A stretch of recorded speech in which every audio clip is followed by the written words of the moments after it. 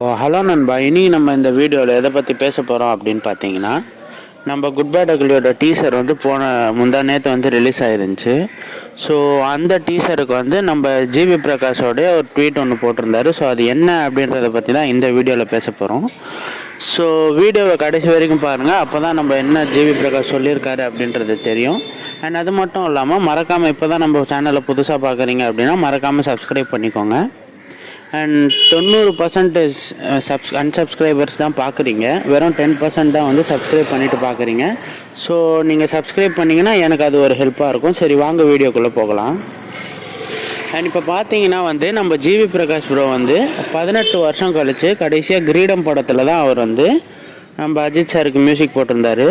And அதுக்கப்புறம் 18 வருஷம் கழித்து திரும்ப இப்போ தான் வந்து குட் பேட் அக்லிக்கு மியூசிக் போடுறாரு. ஸோ இப்போ அவர் பார்த்தீங்கன்னா என்ன சொல்லியிருக்காரு அப்படின்னா, குட் பேட் அக்லிக்கு வந்து நான் மியூசிக் போட்டது நான் ரொம்ப சந்தோஷமாக இருக்கேன். அஜித் சாருக்கு என் சார்பிலேருந்து ஒன்று செய்யணும்னு வச்சுருந்தேன், அதை தரமாக செஞ்சுருக்கேன் இந்த படத்தில்.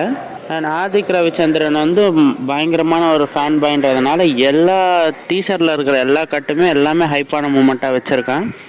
அண்ட் எனக்குமே அஜித் சாரோட ஒர்க் பண்ணதில் ரொம்ப சந்தோஷமாக இருக்குது அப்படின்னு சொல்லி ட்வீட் போட்டிருக்காரு. அண்ட் இன்னும் நிறைய பிரபலங்கள் வந்து இந்த படத்தை பற்றி புகழ்ந்து பேசியிருக்காங்க. ஸோ அதை பற்றி உங்களுக்கு நியூஸ் வேணும் அப்படின்னா கமெண்ட்டில் எஸ்ன்னு சொல்லுங்கள். நான் கண்டிப்பாக அதை பற்றின நியூஸை வந்து நெக்ஸ்ட் வீடியோஸில் அப்டேட் பண்ணுறேன். நன்றி நண்பா.